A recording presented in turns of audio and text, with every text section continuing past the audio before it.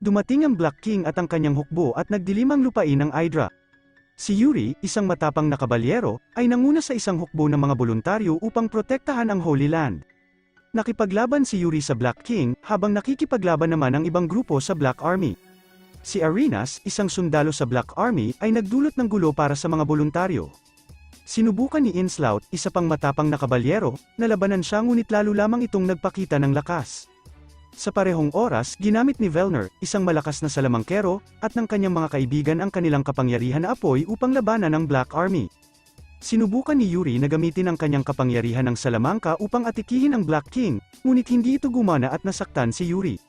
Pumunta ang Black King kay Fina, ang kanyang anak, at ang tagapag-ingat ng isang espesyal na aklat na tinatawag na Chain Chronicle. Ang aklat ay simbolo ng pag-asa, sinaktan ng Black King si Fina at sinubukan niyang kunin si Per-Aika, na simbolo ng pag-asa ng mga tao. Ngunit dumating si Juliana, isang prinsesa, kasama ang kanyang mga kaibigan na sina Kane, Makidia, Hila Marina, at Burkhard. Nais nilang maghayganti para sa ama ni Juliana na pinatay ng Black King. Sinubukang kunin ng Black King ang Chronicle Book pero hindi hinayaan ni Fina na kunin ng Black King ang Chain Chronicle at binuksan nito ang aklat at lumabas ang isang magic. Nahati sa 2 piraso ang aklat, kinuha ng Black King ang isang piraso at kinuha naman ni Fina ang isa pa. Nawala si Per-Aika at nagsimulang magbago ang Chain Chronicle at ang mundo dahil sa Black Magic. Masyadong malakas ang Black King at natalo ang voluntaryong hukbo. Kaya bumalik ang mga tao mula sa alyansa ng Hydra patungo sa kanilang sariling mga bansa. Habang nanatili naman si Prinsesa Juliana at ang kanyang mga kabalyero kasama ang voluntaryong hukbo. Nais ni Wayne, Ares, at Burkhard na maging mas malakas upang makipaglaban muli sa Black King. Nagising na si Yuri mula sa kanyang pagkakatulog at nakikiramdam ng sama ng loob dahil hindi niya nasagip ang lupain ng Hydra. Pumunta siya sa Vice Capital upang sabihin kay Guildmaster Gilbert kung ano ang nangyari at ang pagkatalo niya sa Black King. Sa ibang lugar naman, si Hiram ay isang estranghero na magaling sa pakikipaglaban gamit ang espada. Kinuha niya ang ilang mga mansanas mula sa isang matapang na lalaki at ibinigay ito sa isang matandang babae na inaabuso nito kanina lang. Tinulungan ni Hiram ang babae sa pamamagitan ng paghila ng kanyang kariton para sa kanya. Papunta si Yuri at ang voluntaryong hukbo sa Vice Capital nang makita nila ang Black Army na nagdudulot ng gulo sa isa pang nayon. Naroon din si Hiram kasama ang matandang babae at sinubukan niyang labanan ang Black Army. Nang papatay na siya ng isa sa mga Black Army ay dumating sina Yuri at ang kanyang mga kasamahan sa tamang oras upang iligtas siya. Hindi makagalaw ng maayos sina Juliana at ang kanyang mga kabalyero dahil sa Black Fog, ngunit ginamit ni Hiram ang kanyang mga kapangyarihan upang tulungan sila. Magaling si Hiram sa pakikipaglaban gamit ang kanyang espada at muli ay naging matapang si Yuri kaya nanalo sila sa labanan. Pagkatapos ng labanan, napagod si Hiram at nawala ng malay. May espesyal na kapangyarihan si Maria upang magpagaling ng mga tao, kaya tinulungan niya si Hiram sa mga injuries nito upang makatulog ng mas mahimbing. Nang magising si Hiram, nais niyang makilala si Yuri dahil narinig niyang si Yuri ay isang lider ng voluntaryong hukbo. Inimbitahan ni Fina si Hiram na maghapunan kasama niya at ng iba pa. Tinanong ni Juliana si Hiram kung ano ang gusto niyang gawin at sinabi niyang nais niyang maging mas malakas at labanan ang mga masasamang tao. Biglang lumabas ang Black Magic sa Chain Chronicle Book at si Fina, na nag-aalaga nito, ay nakaramdam ng kakaibang sakit. Nang mawala ang Black Magic ay nakita ni Fina na hindi na malinis ang aklat at ibig sabihin nito na may masamang mangyayari. Dagdag pa dito ay nawala na si Per-Ika, siya ang embodiment ng mundo at dahil sa pagkawala niya ay nanganganib na ang mga tao mula sa Black Magic. Sinabi ng Black King kay Arenas na hanapin si Per-Ika at patayin siya dahil ayaw niyang pigilan nito ang kanyang mga plano. Nakita ni Yuri na matapang si Hiram at inanyayahan niya itong sumali sa voluntaryong hukbo. Kaya kinabukasan, pumunta silang lahat sa Vice Capital ngunit nang makarating sila doon, nakita nila ang Black Army na umaatake. Agad na sinimulan ni Yuri at ng kanyang mga kaibigan ang pakikipaglaban sa Black Army. Ginamit ni Hiram ang kanyang espesyal na kapangyarihan upang tulungan si Burkhard sa malaking labanan. Nagtulungan sina Makidia at Yuri upang matalo ng husto ang Black Army. Talagang nais nilang manalo ngunit pagkatapos, ginawa ng leader ng Black Army ang isang makapal na Black Fog na pumipigil sa lahat mula sa paggamit ng kanilang mga magic abilities. Hindi sumuko si Hiram at ginamit niya ang kanyang espesyal na kapangyarihan upang tulungan ang kanyang mga kaibigan na patuloy na lumaban. Nanalo sila sa malaking labanan at sinabi ni Yuri na gagawa siya ng isang espesyal na grupo upang pigilan ang Black King. Nais niyang maghanap ng malalakas na knights upang tulungan siya. Pagkatapos ng labanan, inutusan ni Juliana si Burkhard na sumama siya kay Yuri imbis na bumalik sa Vice Capital. Nagtatrabaho si Burkhard para kay Yuri ngunit nais niyang manatili kay Juliana. Alam ni Juliana na magaling na sundalo si Burkhard at sinabi niyang dapat siyang sumama kay Yuri, kaya pumayag si Burkhard. Nakipag-usap sina Yuri at Fenner kay Gilbert at sinabi nila sa kanya kung ano ang nangyari ng labanan nila ang Black King. Sinabi nila na maghahanap sila ng malalakas na tao upang tulungan silang labanan ng Black King. Nais ni Yuri na pumunta sa Sages Town kasama ang kanyang bagong grupo upang hanapin ang tatlong Sages na maaaring alam kung nasaan si Pereka. Maya-maya, dumating rin si Juliana at binigyan ni Gilbert sina Yuri at Juliana ng bagong gamit upang makipag-usap sa isa't isa kahit nasan man sila. Sinabi niyang tutulungan sila na makuha kung ano man ang kanilang kailangan. Nakita ni Irem ang isang lalaki na may kutsilyo na sinusubukang saktan ang isang babae sa palengke. Tumakbo si Irem at ginamit ang kanyang mga kasanayan sa espada upang pigilan ang lalaki. Nabasag ang espada ni Irem, kaya kinuha niya ang isa pa mula sa kalapit na tindahan at ginamit ito upang manalo sa labanan. Nakita ni Dusty, na nagbebenta ng mga sandata, ang nangyari at binigay kay Irem ang espada na ginamit niya. Nang bumalik si Burkhard sa kastilyo, sinabi niyang ninakaw ni Irem ang espada, ngunit sinabi ni Irem na hindi ito totoo. Dumating si Dusty at sinabi kung ano talaga ang nangyari, kaya napatunayan ni Irem na hindi niya ninakaw ang espada. Nakaramdam ng pag-aalinlangan si Yuri dahil natalo siya sa Black King at ang totoo ay natatakot na siya dito at sa kanyang hukbo. Kinabukasan, handa na si Yuri at ang kanyang grupo upang pumunta sa Sages Town. Tutulungan sila ni Aludra, na isang salamangkero, at ni Vorg, na isang dragon slayer. Nagpahinga si Yuri at ang kanyang mga kaibigan malapit sa isang gubat habang papunta sila sa Sages Town. Malungkot si Burkhard dahil iniwan niya si Juliana upang sumama kay Yuri. Hindi rin siya sang-ayon kay Yuri na maging leader ng hukbo dahil hindi siya bilib dito. Sinubukan ni Yuri na makipag-usap kay Burkhard, ngunit pumasok si Burkhard sa gubat mag-isa para iwasan ito. Galit si Burkhard kay Juliana at inakala niyang tinalikuran siya nito. Nakita ni Arenas si Burkhard sa gubat at ginamit niya ang kanyang mga kapangyarihan upang palakihin pa ang galit na nararamdaman nito sa kanyang mga kaibigan. Nilagyan din ni Arenas ang sugat ni Burkhard ng black magic at hindi nagtagal ay nag-transform na ito bilang isang demon. Si Burkhard, na ngayon ay kontrolado ng black magic, ay sinugod si Irem pero agad na dumating sina Yuri at ang kanyang mga kaibigan upang pigilan itong mangyari. Nais nilang tulungan si Burkhard, ngunit ginamit ni Arenas ang kanyang mga kapangyarihan upang umalis sila palayo.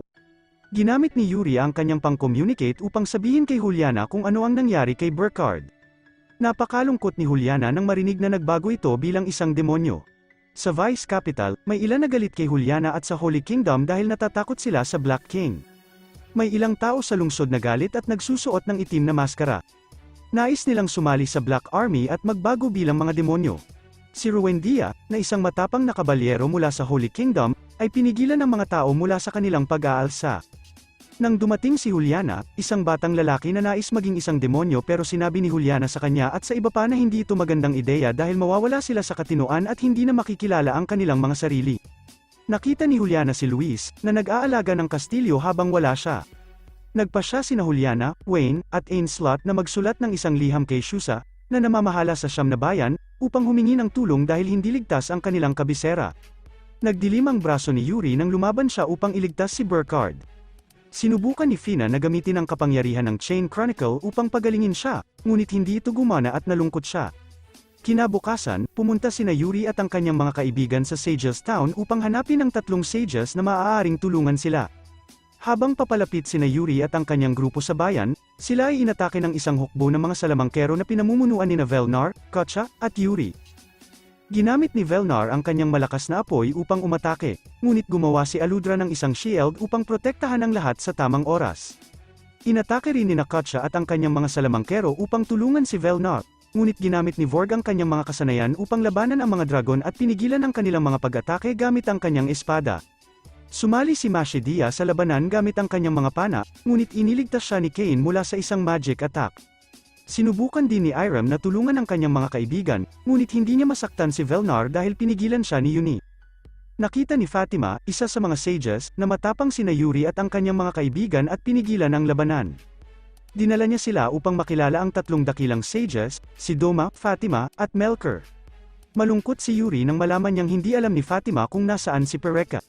Ngunit sinabi ni Fatima kay Yuri na pumunta sa Maze Pass dahil doon niya malalaman kung ano ang dapat niyang gawin. Sinabi ni Yuni at ang iba pang mga salamangkero na pinagsisisihan nila ang pag-atake nila sa grupo ni Yuri kanina. Kaya nag-offer ang mga ito sa kanila na samahan na makapunta sa Maze Pass na hindi nalalaman ng tatlong sages. Habang handa nang umalis sina Yuri at ang kanyang grupo, nagpa siya sina Velnar at ang iba pang mga salamangkero na sumama sa kanila. Nang makarating sila sa Maze Pass, kinailangan nilang labanan ang Black Blizzard. Lahat ay lumaban ng husto upang talunin ang Black Army. Natuklasan ni Irem na ang mga Black Army ay mga undead at kahit mapatay nila ito ay patuloy lang na mabubuhay ang mga Black Army. Ginamit ni Marina ang kanyang kapangyarihan ng pagpapagaling upang gumawa ng isang malaking spell na nagpawala sa lahat ng Black Army ng sabay-sabay. Pagkatapos ng labanan, tumakbo si Furball dahil hinahabol ito ng Black Army. Tumakbo si Furball papunta kay Irem at saka ginamit ni Velnar ang kanyang apoy upang talunin ang Black Army. Ngunit napakalakas ng kanyang pag-atake kaya nabiyak nito ang isang lupa at kaya napahiwalay sina Irem at Yuri sa kanilang mga kasamahan. Nagpa siya ang iba pa na humingi ng tulong mula sa Earth Spirit upang hanapin sina Yuri at Irem. Nagsimulang magustuhan ni Furball si Irem at nagpa siya siyang panatilihin ito bilang kaibigan. Naglakbay sina Yuri at Irem ng malayo at gumawa ng isang igloo sa gitna ng snowstorm. Nagpa siya silang manatili doon hanggang sa matagpuan sila ng kanilang mga kaibigan. Pumunta ang iba pa upang makita ang mga Earth at Fire Spirit, sina Ola at Rollo, upang humingi dito ng tulong. Sinabi ni Ola sa isa pang Fire Spirit na si Kiki na sabihin sa lahat ng mga Fire Spirit na maghanap kay Yuri at Irem sa mga bundok. Habang nanatili sina Fina at Marina sa Maze Pass upang subukang mapasali ang mga Earth at Fire Spirit sa kanilang grupo at lumaban laban sa Black King. Nais din nilang malaman kung bakit sinabi ni Fatima na pumunta sila sa Maze Pass. Habang papalapit sina Fina at Marina sa kayamanan na itinuro ni Fatima na hanapin ang mga salamangkero sa Maze Pass, hinipo ni Marina ang artifact at nakaramdam ng malakas na kapangyarihan ng magic mula dito. Ang Chain Chronicle sa kamay ni Fina ay nagliwanag at nagbukas sa isang pahina na nagpapakita na ang kayamanan ay ang Sword of Hope, na may kapangyarihang tumalo sa kadiliman. Samantala, lumabas si Irem ng igloo upang umihi ngunit naligaw siya dahil sa snowstorm. Nag-aalala si Yuri kay Irem at pumunta upang hanapin siya, ngunit natatakot siya. Napagtanto ni Irem na ang kanyang masasamang iniisip ay dulot ng Black Influence at nakawala siya mula dito. Nakawala rin si Yuri mula sa negatibong enerhiya at lumaban kasama ni Irem laban sa Black Army. Nanalo sila sa labanan gamit ang kanilang espesyal na kapangyarihan at pagkatapos ng labanan, lumitaw si Baltazari, na guro ni Fatima at dating Sage of Fate, at sinabi kay Yuri na pumunta sa Soul Island sa Oasis upang hanapin si Pereka at pagkatapos ay nawala si Baltazari. Ang grupo na naghahanap kay Yuri at Irem ay natagpuan na rin sila. Sinabi ng mga Earth at Fire Spirit na sasali sila sa grupo ni Yuri upang lumaban laban sa Black King. Kinabukasan, umalis lahat upang pumunta sa Soul Island tulad ng sinabi ni Baltazari. Sa kanilang daan, nakilala nila si Shusa na ayaw sumali sa grupo ni Yuri. Nais ni Shusa na mahanap ang Chain Chronicle upang mapatay niya mag-isa ang Black King at maging hari ng Idra. Hindi nagustuhan ni Irem ang sinasabi ni Shusa at handa nang lumaban nito gamit ang kanyang espada. Subalit lumapit si Yoshisugu, ang pangalawang pinuno ng tribo ni Shusa, at pinigilan ang grupo ni Yuri mula sa pakikipaglaban kay Shusa. Nais ni Shusa na kunin ang Chain Chronicle, ngunit sinabi ni Fina na tanging mga espesyal na tao lamang ang maaaring gumamit ng mga kapangyarihan nito. Ayaw makinig ni Shusa at handa nang makipaglaban sa grupo ni Yuri. Ang braso ni Shusa ay mayroon ding itim na salamangka tulad ni Yuri, ngunit nais niyang gamitin ang Black Power upang maging susunod na Black King ng Idra. Sinubukan ni Yuri na ipakita kay Shusa na epekto ng Black Magic ang kanyang pag-iisip kaya ito ang gusto niyang mangyari. Ginamit ni Yuri ang kanyang pinakamalakas na chain attack, ngunit mas malakas si Shusa at nasaktan lang si Yuri. Matapos manalo sa labanan, pumunta si Shusa kay Fina upang kunin ang Chain Chronicle. Sinubukan ni Irem na protektahan si Fina, ngunit itinulak siya palayo ni Shusa at kinuha ang aklat. Nang hawakan niya ito, lumabas ang itim na enerhiya dahil sa Black Magic sa kanyang braso. Galit si Yuri nang makita niyang nasa panganib sina Fina at Irem at tumakbo patungo kay Shusa gamit ang kanyang espada. Ngunit dumating si Arenas kasama si Olzoda, isa sa Black Magic Disciples, pati na rin ang demonic form na si Burkhard at pinigilan ang pag-atake ni Yuri. Sinabi ni Arenas na dumating siya upang kunin sina Shusa at Yuri, na parehong may Black Magic sa kanilang mga braso, at gawing mga demon ang dalawa tulad ng ginawa niya kay Burkhard. Sinabi ni Arenas kay Olzoda na labanan si Shusa habang pumunta siya upang makipag-usap kay Yuri. Sinubukan niyang linlangin ang isipan ni Yuri at nagsimulang gumalaw ang kanyang braso na may Black Magic. Lumaban si Olzoda laban kay Shusa at sa kanyang mga sundalo habang ginagawa ni Arenas na makita ni Yuri ang masasamang bagay na hindi totoo. Nililito ni Arenas si Yuri sa pagpapakita sa negative self nito. Nakawala si Yuri mula sa impluwensya ng Dark Power sa pamamagitan ng pag-atake sa kanyang negative self. Ngunit sa kanyang gulat, ang nasaksak niya ay si Kane, na lumapit upang protektahan si Fina mula sa atake ni Yuri. Malubha ang pinsala ni Kane at napuno ng sakit at pagsisisi si Yuri dahil sa kanyang pagkakamali. Dahil sa kanyang nararamdaman, sumuko si Yuri sa Dark Power at nagbago bilang isang demon. Samantala, nagpasya si Juliana na maging bagong reyna ng Holy Capital sa tulong nina Luis at Ainslot. Nais niyang tipunin ang kanyang mga tao at pamunuan sila laban sa Black King upang mapatay nila ito. Habang nagbabago si Yuri bilang Black Knight, nawalan siya ng kontrol at naging demon na puno ng dark energy. Nakita ito ni Shusa bilang pagkakataon upang patayin si Yuri, ngunit pinigilan siya ni Olzada. Sinubukan ni Shusa na kumbinsihin sina Arenas at ang iba pa na sumali sa kanyang paghahangad na maging susunod na hari, ngunit tumanggi sila. Nagpasya ang salamangkero na pumunta sa bayan ng Sage kinabukasan upang sabihin sa tatlong sages kung ano ang nangyari. Ang natitirang grupo ay nagplano na pumunta sa Vice Capital kung saan gagamutin si Kane ng mga manggagamot doon. Nagpasya sina Fina at Irem na ipagpatuloy ang kanilang paglalakbay patungong Soul Island tulad ng ipinagutos ni Yuri sa kanila bago siya nagbago bilang isang demonyo. Nagulat si Juliana nang marinig niya ang tungkol sa pagbabago ni Yuri, ngunit bilang reyna, determinado siyang ibalik ito sa dati nitong pagkatao. Samantala, nagtipon si Shusa ng hukbo ng kanyang tribo sa pag-asang mapatay ang Black King at maging susunod na pinuno. Natuklasan ng mga sages na ang kayamanan na ipinadala nila sa mga salamangkero upang hanapin sa Maze Pass ay isang malakas na espada na maaaring lumaban laban sa Black King. Naglakbay sina Fina at Irem ng maraming milya upang marating ang Soul Island, kung saan umaasa silang makahanap ng impormasyon tungkol kay Pereka. Nang sila ay dumating, nakaramdam sila ng malakas na bugso ng black energy mula sa isla, ibig sabihin naroon ang demonyong Yuri. Naalala ni Irem na pumunta sila sa Soul Island upang hanapin ang isang diwata na nagngangalang Idra sa World Tree Library. Mayroong chronicle ang diwatang ito na maaaring magturo sa kanila kay Pereka. Ngunit bago pa man sila makarating sa library, pinigilan sila ng Black Blizzard. Dinala ni Vienta si Irem at Fina kay Rothalver, isa pang salamangkero na nakikipaglaban na sa isang bagong grupo ng mga sundalo ng Black Army. Sinubukan ni Vienta na dalhin si Irem at Fina sa loob ng aklatan sa utos ni Rothalver. Biglang lumitaw si Demonic Yuri at nakipaglaban kay Irem. Naglaban sila ng matindi at tinamaan nila ang isa't isa ng malakas na mga atake. Nanalo si Yuri, ngunit saka ginamit ni Rothalver at Vienta ang isang chain attack sa kanya at nawala siya sandali.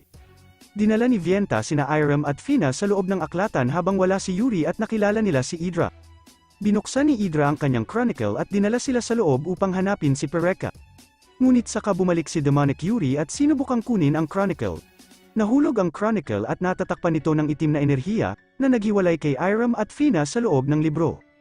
Habang binabasa ni Irem ang libro, nakita niya ang mga bahagi ng buhay ni Yuri na nagpapakita sa kanya na gusto niyang iligtas ang kanyang kaibigan mula sa mga demon powers. Nakakita siya ng mga ilusyon at ginamit ni Zari upang ipakita kay Irem ang isang panahon kung kailan sila ni Yuri ay nasa bundok. Nakita ni Irem na nahulog si Yuri at tumakbo upang tulungan siya, ngunit itinulak siya palayo ni Demonic Yuri. Hindi hinayaan ni Irem na bitawan ang kamay ni Yuri at ipinakita na palaging susuportahan niya ito. Sa ilusyon, nakipaglaban si Yuri laban sa kanyang demonyong sarili at nanalo. Tinalo niya si Demonic Yuri gamit ang Light of Hope. Nang bumalik sila sa tunay na mundo, sinabi ni Fina kay Irem na lilito si Pereka ng maaga. Sinabi ni Harwaki at Toka, dalawang malakas na knights mula sa tribo ni Shusa, na gusto nilang sumali kay Juliana sa Holy Capital matapos nilang malaman ang tungkol sa mga plano ni Shusa na maging susunod na hari. Naglakbay sina Irem at Fina patungong Senador Jend upang hanapin si Pereka. Doon, nakilala nila ang Desert Queen na si Ashrina at sinabi sa kanya ang prediksyon ni Baltazar na muling lilito ang Guardian Dragon. Inutusan ni Ashrina ang kanyang apprentice na si Farah na magdala ng tablet na may nakasulat na kanta na maaari lamang kantahin ni Musica, ang alamat na songstress ng gubat, upang gisingin ang Guardian Dragon. Habang nakikipag-usap sila kay Ashrina, nakatanggap sila ng balita na dumating na si Shusa at ang kanyang mga puwersa. Ngunit bago pa man magawa ni Ashrina ang anumang bagay, sinabi ni Khalifa sa kanya na dumating si Juliana kasama ang mga Holy Knights upang labanan si Shusa at pigilan ang kanyang masasamang plano. Hiniling ni Shusa kay Juliana na hayaan ang mga Holy Knights na sumali sa kanya, ngunit nais niyang alisin ang Black Power sa mundo at bumalik sa masayang pamumuhay tulad ng dati bago lumitaw ang Black King. Iminungkahi ni Khalifa na magkaroon ng mapayapang pagpupulong sina Shusa at Juliana upang pag-usapan ang mga bagay-bagay at pareho silang pumayag. Ngunit kahit sa panahon ng kanilang pag-uusap, hindi sumuko si Shusa sa kanyang plano na maging susunod na Black King, na nagpapalungkot kay Juliana. Bigla silang nakatanggap ng balita na inaatake sila ng Black Army. Parehong lumaban sina Shusa at Juliana kasama ang kanilang mga sundalo laban sa Black Forces, ngunit nang sila ay nagsisimula ng manalo, lumitaw si Olzado upang muli labanan si Shusa. Ginamit ni Olzada ang kanyang itim na mahika upang tawagin ang mga puppet na bato at lumaban sa mga puwersa ni Shusa. Napapagod na si Juliana sa paglaban ng matagal at lumitaw si Burkhart upang pagtawanan siya. Sinimulan niyang labanan siya ng buong lakas at halos mapatay siya, ngunit dumating si Ainslet sa tamang oras upang iligtas siya. Kahit gaano kahirap patayin ni Shusa si Olzada, patuloy pa rin siyang bumabalik sa buhay at lumalaban sa kanya muli. Matapos talunin si Burkhart, tumakbo si Juliana upang labanan si Shusa at nagsimula sila ng matinding labanan. Lumabas ang kanilang galit at dark side at sinubukan silang kontrolin ng black magic. Nang malapit ng malunod sina Juliana at Shusa sa kanilang negatibong damdamin, dumating si Irem upang pigilan ang kanilang labanan at maiwasan silang mag-transform bilang isang demon. Nainis si Arenas sa mga aksyon ni Irem at pinagtawanan si Juliana dahil sa pagkawala ng kontrol sa kanyang sarili. Lumaban si Irem kay Arenas ng buong lakas, ngunit nang salakayin siya nina Olzada at Burkhart, pinagsama-sama niya ang kanyang lakas at nagpakawala ng malakas na pag-atake sa kanila. Samantala, nagtrabaho si Fina kasama si Musica upang awitin ang awit mula sa tablet at gisingin ang Guardian Dragon. Habang kumakanta si Musica, nakaramdam ng kakaiba si Furball at nabuo ang isang hangin sa paligid niya. Lumabas ang isang makapangyarihang espada ng apoy mula sa hangin para magamit ni Irem. Ginamit ni Irem ang espada upang gumawa ng huling pag-atake na pumatay kay Olzada at iniwan si Burkhart na sugatan at nagulat sa pangyayari. Lumabas na si Furball ay ang bagong Guardian Dragon at nakatulong ang kanyang presensya kay Irem at Juliana upang manalo sa labanan kaya umalis sina Arenas at Burkhart. Matapos magpahinga muli, umilo ang ninakaw na Chronicle at bumalik kay Irem ngunit pagkatapos ay natakpan muli ito ng itim na enerhiya. Nabilib si Shusa sa nangyari at nagpasyang itigil ang kanyang masamang plano. Inalok ni Juliana si Shusa na sumali sa kanyang grupo at lumaban laban sa Black King. Natapos na ang labanan at pumunta ang grupo sa bayan ng Sage kung saan nakakita sila ng artifact na makakatulong sa kanila na mapalapit sa Black King. Ipinaliwanag ng mga sages na binago ang artifact upang ma-teleport sila, ngunit kailangan ng pagkanta ni Musica upang gumana ito. Sinabi sa kanila ng mga sages ang kanilang plano na e-teleport ang ship at ang grupo ni Yuri malapit sa Black King. Sinabi ni Juliana sa kanyang mga sundalo na magmarcha patungo sa Holy Capital upang sila ay makaatake sa Black King. Dumating si Burkhart kasama ang malaking puwersa ng mga Black Forces bago may sagawa ang plano na e-teleport ang ship. Ang kanyang hangarin ay nakawin ng Chain Chronicle mula kay Fina at gamitin ito upang palakasin ang kanilang Black King. Sa tulong ng kanyang mga puwersa, nakamit niya ang artifact, at nagdulot ng pagkasira sa proseso ng teleportation. Bilang tugon, ginamit ni Irem ang kanyang mana upang mabilis na linisin ang napinsalang artifact. Na-teleport ang ship at mga mages sa pangunahing kabisera, malapit sa itim na hari. Gayunpaman, maikli lamang ang kanilang kagalakan dahil nakita ni Irem si Fina na dinukot ni Burkhart, na ngayon ay nagmamay-ari ng Chain Chronicle. Sa kabila ng pagkakabigo at katotohanan na kontrolado ng Black Forces ang Chain Chronicle, nanatiling determinado ang hukbo at pinagsama-sama nila ang kanilang tapang upang maglunsad ng isa pang pag-atake. Ginamit ni Musica ang kanyang buong potensyal at kumanta ng buong puso, at sinira ang itim na shield na nagpoprotekta sa Black King. Pumasok sina Juliana at kanyang mga puwersa, kasama ang natitirang mga mages sa lugar at nakipaglaban ng matindi laban sa mga Black Forces. Sinubukan ni Burkhart na ihiwalay si Juliana mula sa grupo upang talunin siya, ngunit napatunayan ni Juliana na mas malakas siya at inatake niya si Burkhart gamit ang mana attack at tinalo niya ito. Samantala, sa kabiguan ni Fina, lubos na napinsala ng Black King ang Chronicle.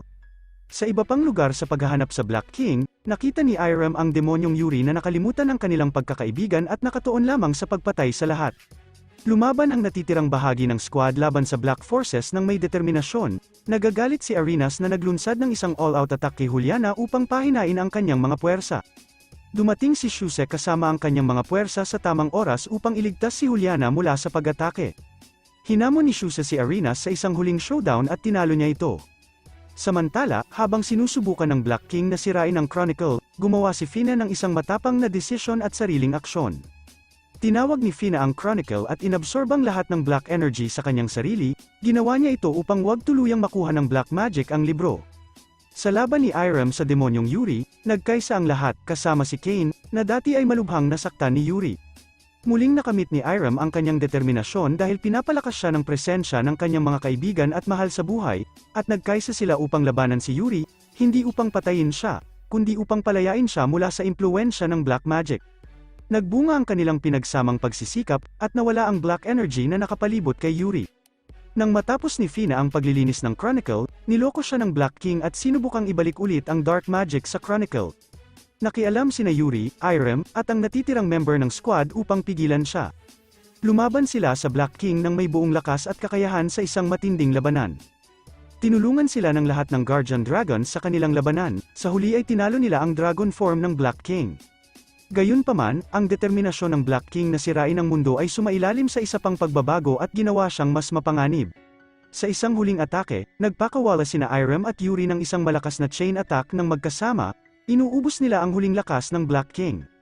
Iniharap ng Black King ang kanyang anak na si Fina sa Chronicle at itinaas ang libro at humiling sa Chronicle upang protektahan ang buhay ng kanyang anak, at bilang kapalit nito ay namatay ang Black King. Ang kamatayan ng Black King ay nagtanggal sa mga Black Forces at ibinalik ang liwanag ng pag-asa, nagdudulot ng bagong radiance sa kaharian. Ang paglitaw ni Per-Ika ay nagpapahiwatig ng katapusan na ng labanan at may proteksyon na muli ang mundo. Dito na rin natatapos ang anime na Chain Chronicle. Maraming salamat sa panunood.